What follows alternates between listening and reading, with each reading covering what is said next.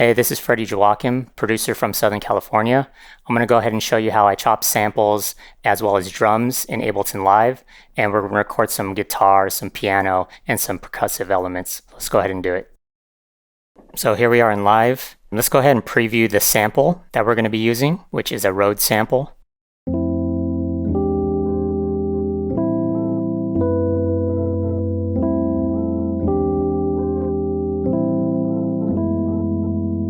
We can just double click the sample from the browser and it will put the sample in a simpler instrument.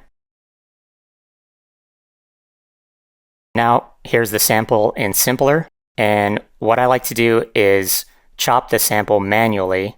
So I'll go ahead and click slice here at the bottom and it automatically slices by transient, but I like to select manual.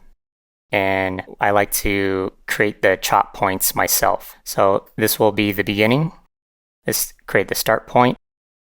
And then we can double click at the top of this simpler to create individual chops for this sample.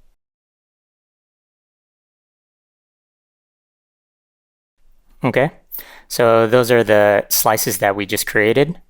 And you can trigger this with a MIDI controller. Here I have just a pad controller to trigger everything.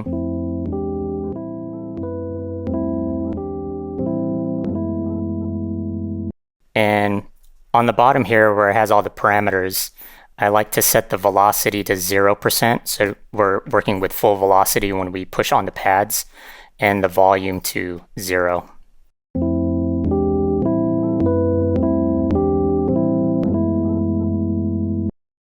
Also, I like to adjust a few of these other parameters like the fade in, just a few milliseconds. That way we don't get the initial pop or kind of crackle from the beginning of the samples. And let's go ahead and transpose this sample down maybe 3 semitones just to get a different feel for the sample.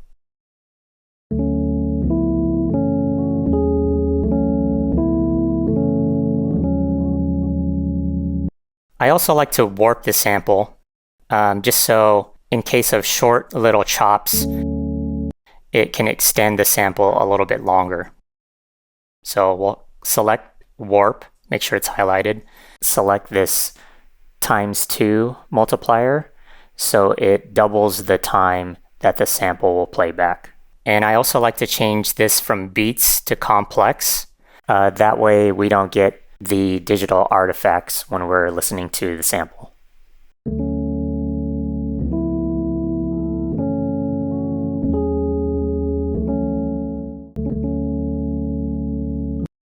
And then I'm just going to adjust some of the start points of the chops just so we want it exactly where the chop should start.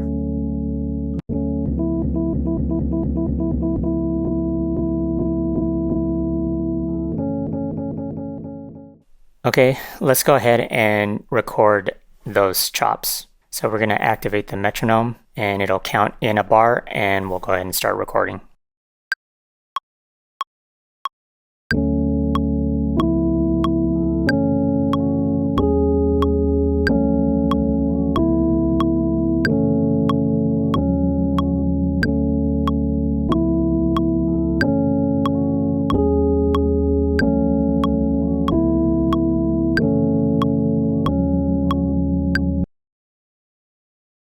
Okay, and if we just double click the MIDI information that we just recorded, come down here, here's all the MIDI notes. We're going to go ahead and quantize this. I like to hit this fold button on the left just to make everything kind of more visible. But I'm going to go ahead and hit Command A, which selects all, and I'm going to right click and select quantize, and it'll quantize to the grid. I have an audio effects rack that I already kind of built, and we're going to go ahead and drag that into what we just recorded, this MIDI information of the chop. And within this audio effects rack, I have an auto filter, an 8 EQ, and reverb.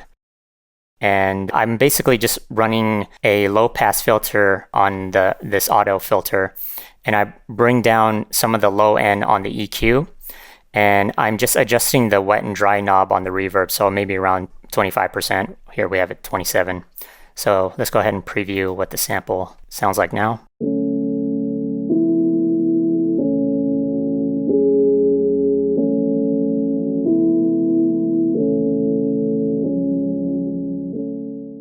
Okay, now that I'm pretty happy with how the sample sounds, let's go ahead and work on some drums. Okay, let's go ahead and preview this drum loop that I want to chop.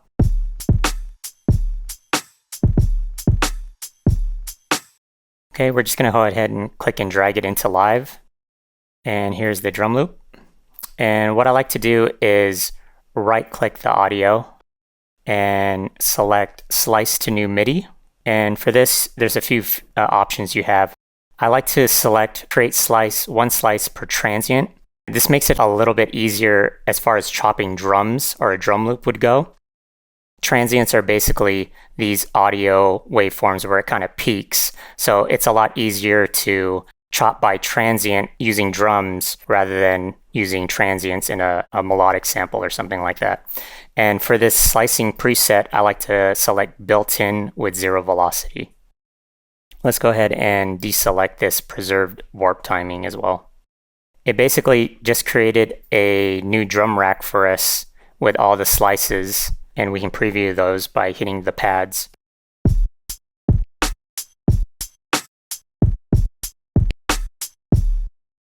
The other reason why I like to slice drum loops into a drum rack is because with all these slices, I can rearrange where each of the sounds would be placed. So when I'm finger drumming, I have a little bit more leeway or comfortability of where my fingers would be drumming on the pads.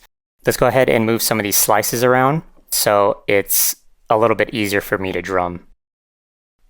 Okay, we moved some slices around, and let's go ahead and record the drums. Let me just arm the metronome, and then we'll hit record.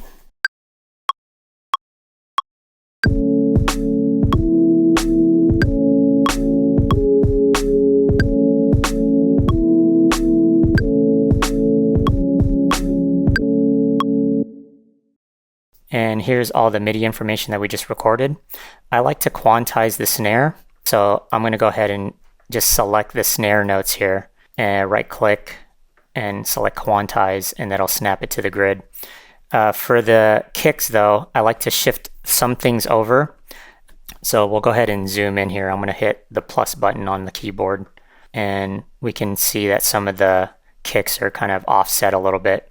I'm going to go ahead and just quantize some kicks, but other ones I'm going to kind of shift over. Like this double kick, I kind of like to shift over just a little bit.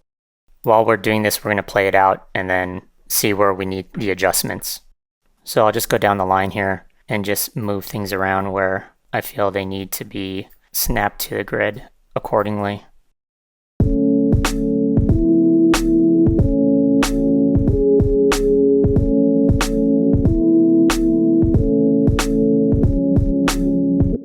We're going to go ahead and just duplicate what we just worked on.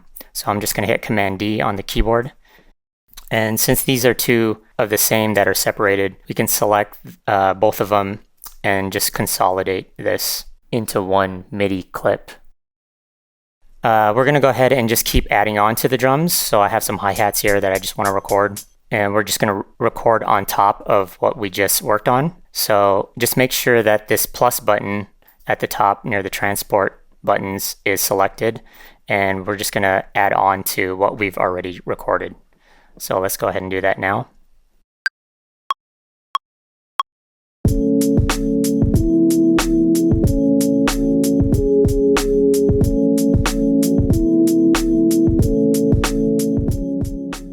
And if we come down here, we can see all that new stuff that we just recorded.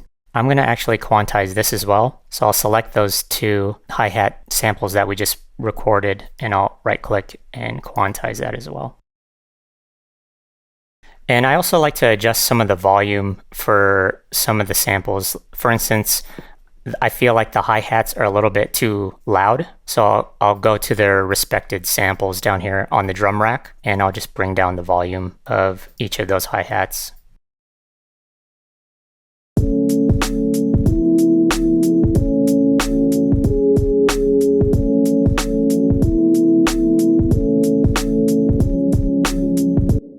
And another reason why I like to chop drums and put them into a drum rack is now with these individual slices, I can add effects to just individual slices rather than the whole track in general. So for instance, I want to add some reverb to this snare. So I'll just go ahead into the audio effects and I'll drag the reverb effect right into the pad or the slice. And then that will only affect that one slice rather than all the other slices.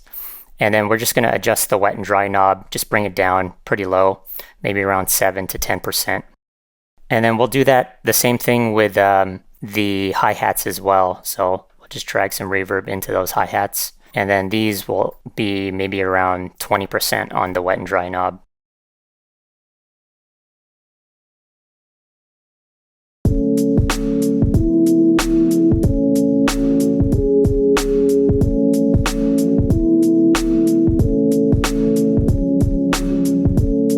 Okay. And one effect that I really like using, especially with drums in Ableton, is this drum bus feature, and it makes the drums sound a lot punchier. So I'm going to go ahead and go to Audio Effects and click and drag drum bus onto the track itself. And now we have drum bus right here. The dampening I like to put at the max. We can hear how that sounds. So it makes the drum sound, of course, louder, but a little bit more punchier. And then what I also like to do is bring down this transient feature right here a little bit to the negative sides, maybe around -60.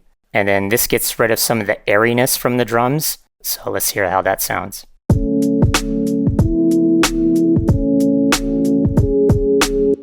So it makes the drums sound a lot snappier. So here's how it sounds without the drum bus.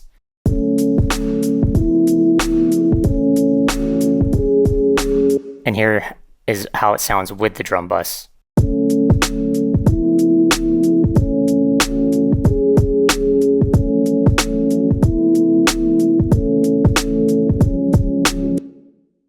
One thing I like to do is add percussive loops on top of what we've already built.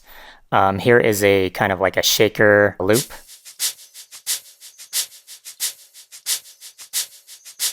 Okay, we're going to go ahead and click and drag it into the arrangement. Duplicate this over by hitting Command D. And here it is within the beat itself. We'll mute the sample.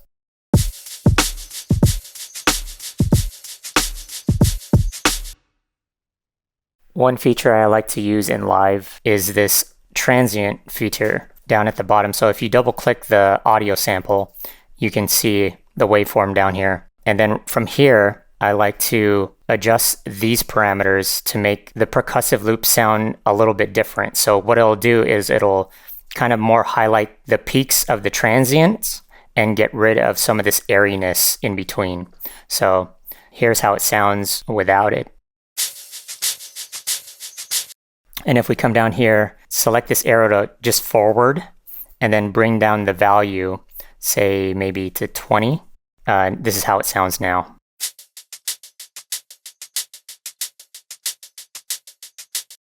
So it has more of kind of like a hi-hat feel now rather than just a shaker feel.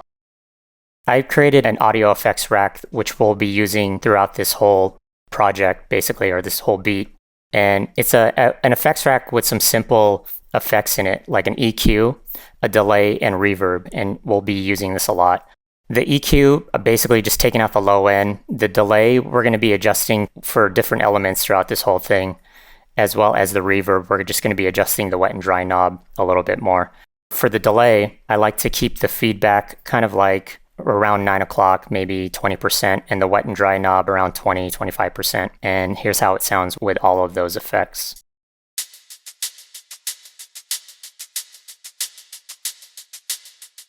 With the left and right parts are the timing of the delay. You can see one is highlighted 3, the other one's highlighted 2 on the right side. So the delay on the right is a little bit faster than the delay on the left. This kind of gives the sample that we're using a little bit of a wider spectrum as far as how it sounds.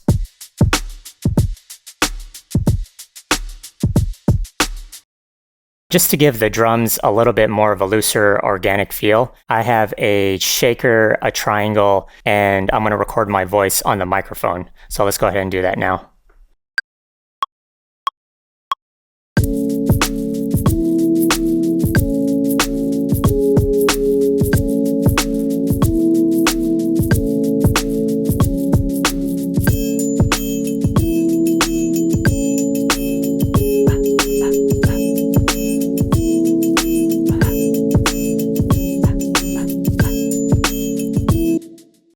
Now that we have all of the drums kind of laid out, I'm going to go ahead and group all the drum elements together. So we just select all the tracks that we want grouped, and then hitting Command G on the keyboard, that'll group all those drum elements together. And Command R, we can rename this group to drums. Okay, now that I'm happy with how the drums are sounding, let's go ahead and record some instruments, starting with the guitar. I'm just going to go ahead and create a new audio track, and we're just going to keep recording and just layering onto it.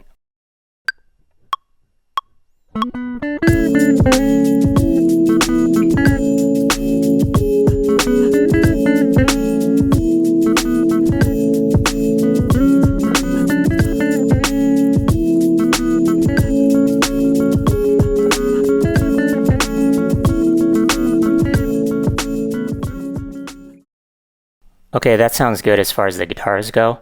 I'm just going to go ahead and group all of these guitar parts together by selecting all the tracks, hitting Command G, which groups them, and we're just going to rename this to guitar.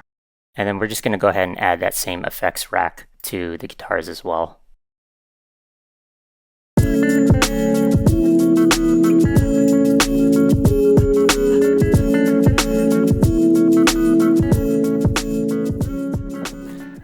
Okay, the guitar sounds good. Let's go ahead and record some flute using an external synthesizer. Okay, so I have an external keyboard hooked up to the audio interface that has its own sounds, and we're going to go ahead and record some flute sounds off of this. So let's do that now.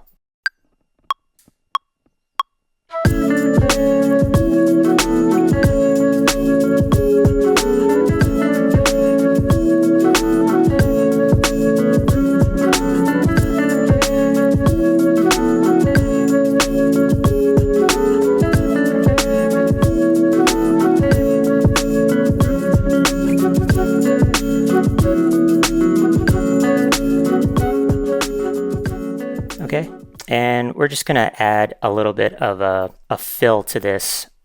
So let's go ahead and record that now.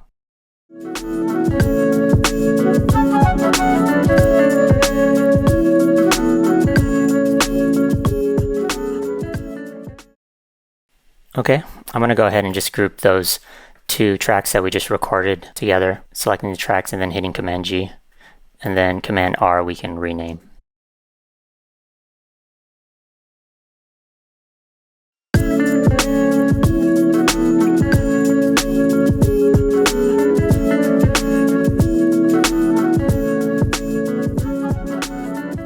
Okay, that flute sounds good. Let's go ahead and record a bass line. I like to use Native Instruments Contact, and I use the Scarby Rickenbacker bass here. And we're going to use the same keyboard just as a MIDI controller to trigger the bass sounds for this plugin. So let's record that now.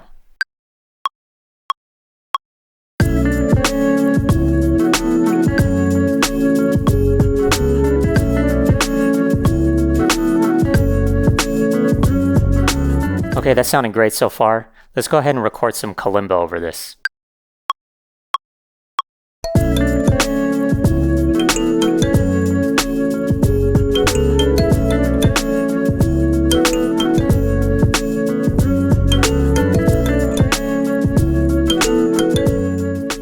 Okay, that's sounding great. I think adding some vocal samples to this beat will help elevate it to another level. So let's go ahead and do that right now.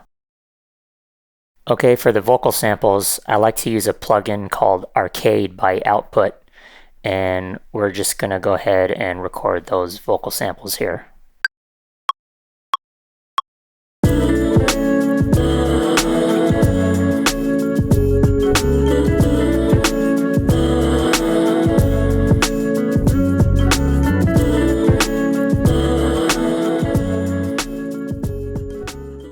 Okay, we're just going to keep layering these vocal samples. We're going to use the same plugin Arcade, and we're just going to pick a different sample pack.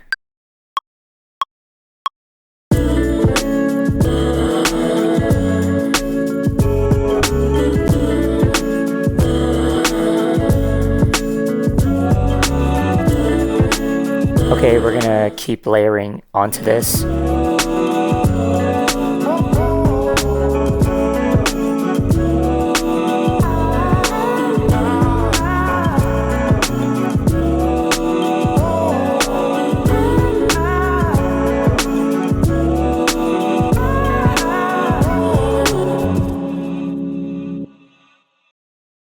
Okay, let's group those vocal samples together by selecting them and then hitting Command G, and then we'll rename that to, let's say, Vox. Okay, and while we're at it, let's go ahead and rename these individual tracks to their respected instruments.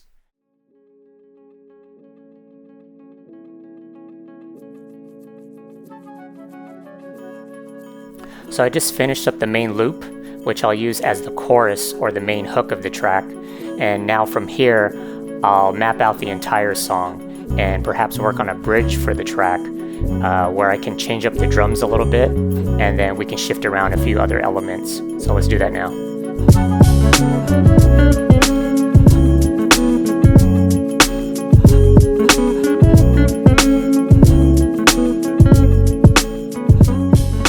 I usually work in an ABC structure where there's an intro, first verse, followed by the hook, followed by a second verse, then the bridge.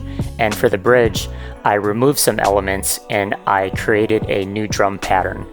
And then while I'm working on mapping the entire song out, I'm also mixing as I go.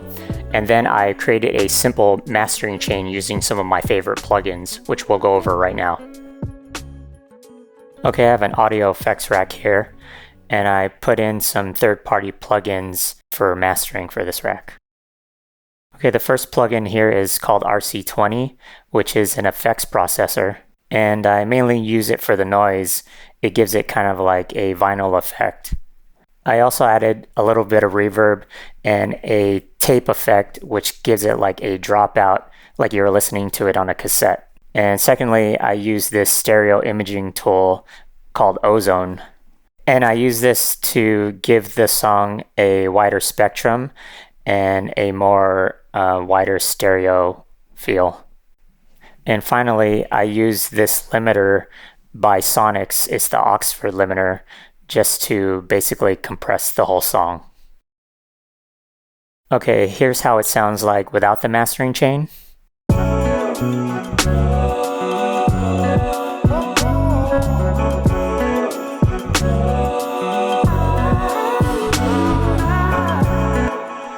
And here's the mastering chain on.